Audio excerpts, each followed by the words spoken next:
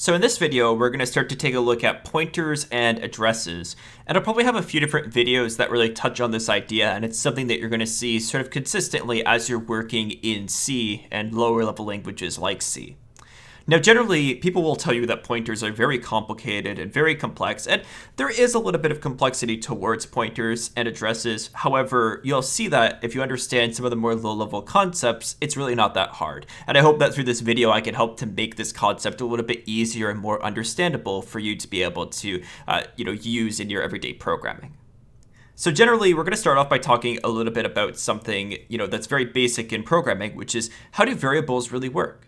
And depending on your level of computer education and such, you may understand or not understand the general concepts of what happens when you declare a variable in memory. And here's generally the idea, right? So you have all these different blocks of memory on your computer. So all these different little blocks. And every single one of these blocks has an address associated with it. And each address is unique to each block. So I'll just give these some addresses. Say this is at address 1000, this is 1004, this is 1008. And you can think of each of these little blocks as like mailboxes where you can put data inside of them and you can retrieve data from them. So when you declare a variable in a programming language, what happens is the value of the variable gets placed in inside of one of these memory blocks. So say I want to put the value 2 inside of the address 1000. I just, go ahead and put the value 2 there. What happens is your language associates a variable name with this address. So it will say, okay, variable 1, for instance, is in address 1000. And now every single time that you go and reference this variable, what happens is your programming language goes to this address and checks the value. That part is really abstracted away from you. All you really see is you use the variable, you get the value, and it sort of, works like magic. But this is really what's happening at the very low level, is it's placed inside of this address block, and the value is retrieved from that address when it is needed.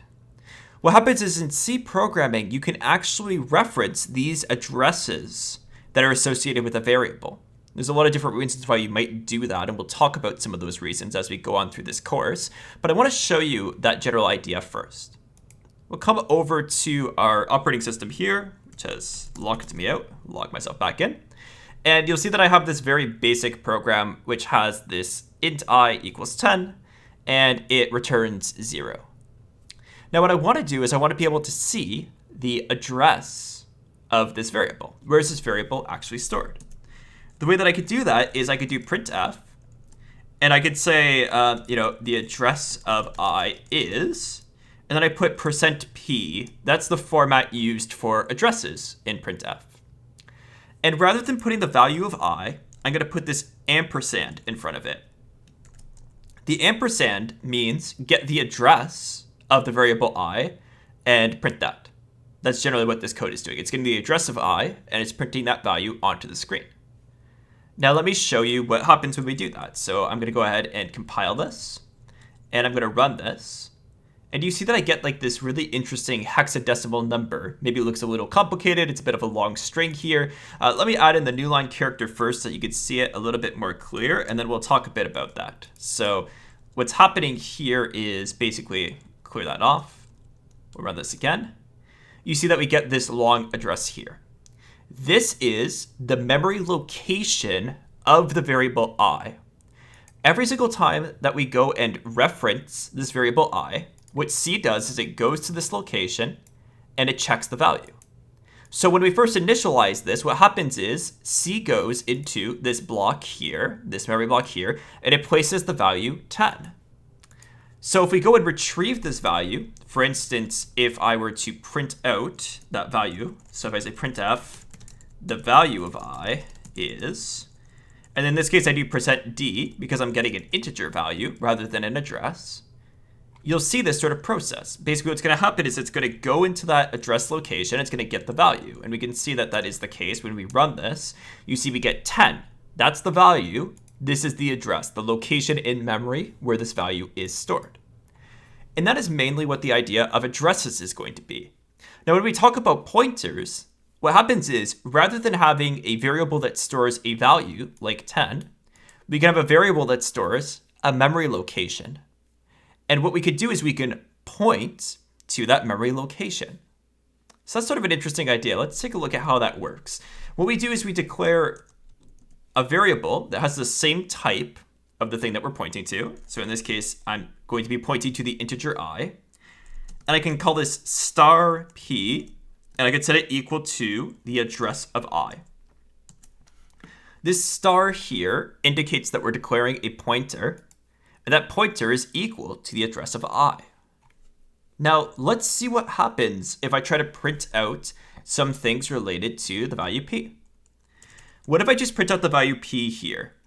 Remember, this is formatted as an address. Let's see what happens. So I'll compile, and I'll run it. Notice that we get an address value, right? Now let me show you something interesting that might help with understanding this concept. Suppose that I were to print out the address of I and the value of the pointer p. So this is what's currently in the pointer p, and then this is the address of I. Let's take a look at that and let's see what ends up happening. We'll clear this, we'll compile, and we'll run.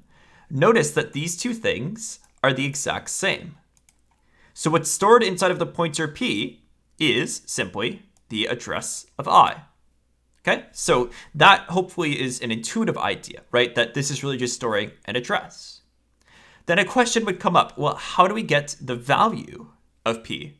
You know, we can get the address of it, where it's pointing to, but what about its value? Well, to do that, we put a star like this. We call this dereferencing.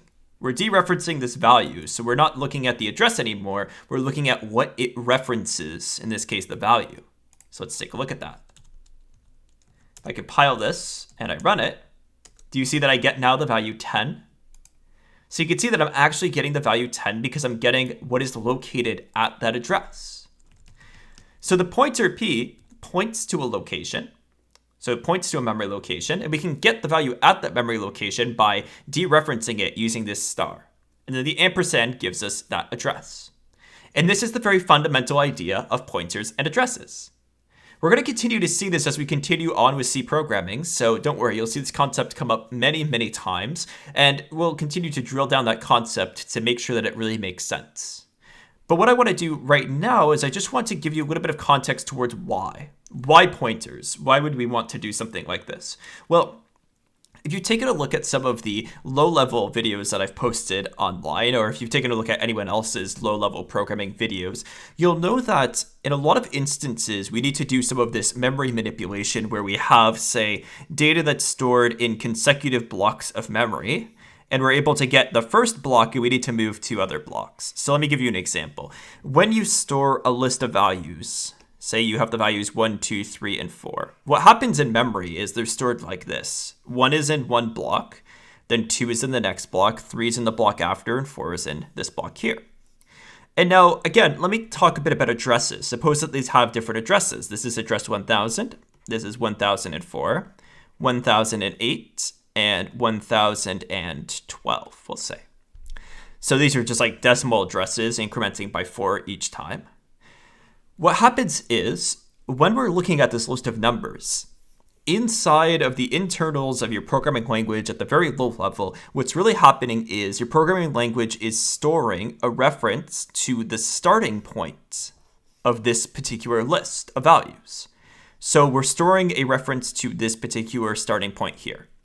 If I want to get to the next starting point, what I do is I start at this point, and if I want to move to the next index, I take this point and I add, in this case, 4 to get to the next address, which is this one here. And then to get to the third address, what I would have to do is I'd have to add 4 once again, or adding 8 in this case to the original pointer to get to here.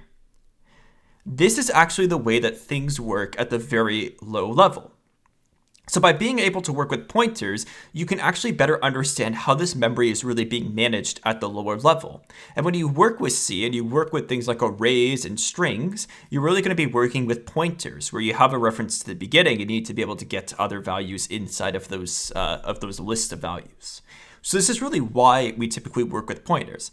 There are other advantages to working with pointers as well. If you're familiar with ideas like pass by reference for functions, rather than passing a value into a function, we pass an address of a value into a function. The function can then change the value at that address, allowing it to be updated without needing a return. And this can let us do things like manipulating multiple values without having to return multiple values, right? So there are a lot of reasons why pointers are used, and there are a lot of different ways to use pointers. And as I keep saying, you're going to see a lot of these as you continue to learn C programming.